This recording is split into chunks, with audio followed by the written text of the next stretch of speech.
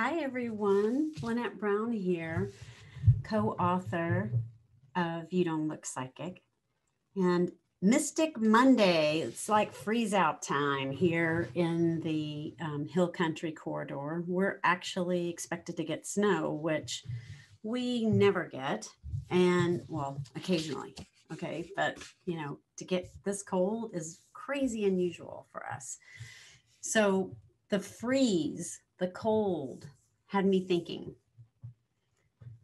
what freezes us from growing, from expanding, from in the conversation of intuition, what freezes our growth with intuition?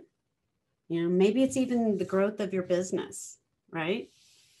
But one of the things that I've seen in all the years of doing this work is one of the biggest things that freezes and stops people in their intuition is they focus on theory versus practice.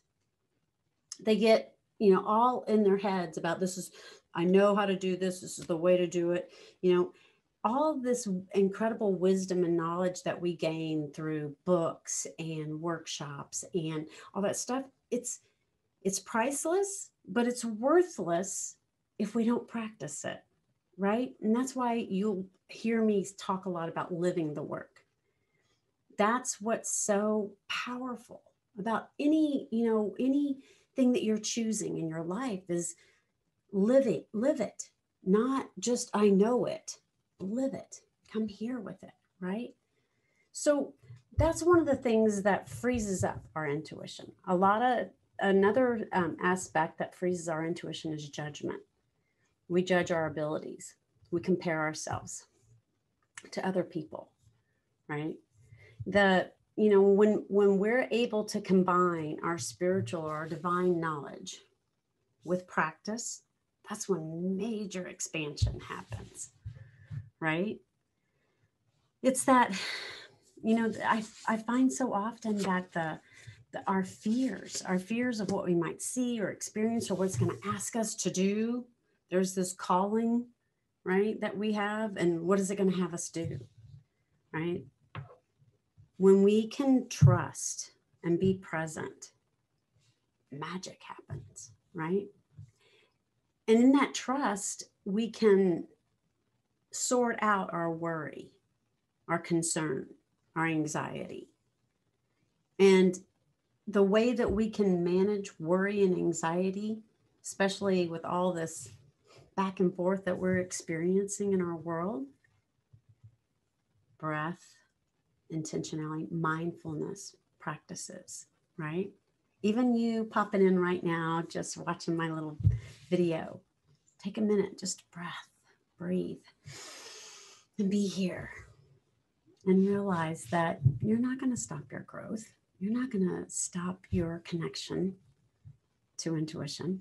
You're just going to be present to it. It doesn't require us to get all caught up in being attached to what it looks like, right? We want to, the other thing that I've found is that there's also with intuition, one of the things that stops us is our impatience. We think that we must go from A to Z in a heartbeat. I'm just learning, I'm opening up, and I should be able to, read and you read people in front of a million, in front of a massive audience, right? Or I didn't get it right. I didn't get it exactly right. Or, whatever it is, right? That impatience, that expectation. Kills us every time. It gets us every time, right? So check yourself before you wreck yourself, right? It's check your expectations. Even if it's not around intuition, check your expectations of your life and what you're living and being present to, right? Where is your focus, right? The other thing is that working with intuition, working with growth, understanding and growing in yourself, and whether it's consciousness, whatever word you want to use, it requires a commitment. It's not something, it's not like the Matrix. You just take the pill and all of a sudden everything's, you see everything, right? It takes a commitment of relationship with yourself. And sometimes that can get messy. Sometimes it feels really like, I'm getting this wrong. But when we have the willingness to breathe and be present, the cold doesn't freeze us, right? The other thing too is, check and make sure you're not looking to others to validate you, to acknowledge you. That's a tough one, right? We do things, we write a book, we do something big, and we're like, well, hey, shouldn't everybody be going, this is great, good job, you got your A+.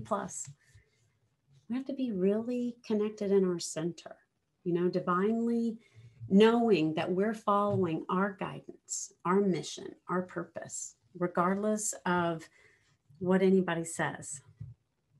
It's our belief, our connection that makes all the difference, right? So happy Monday, and stay warm, guys. Stay warm and cozy. I'll talk to you next week. And remember that you don't have to be frozen, right? You got the blowtorch. You can heat yourself out of that ice cube, right? So I'll see you next week. Thank you so much for tuning in. I totally appreciate you. And we're in this together. Take care.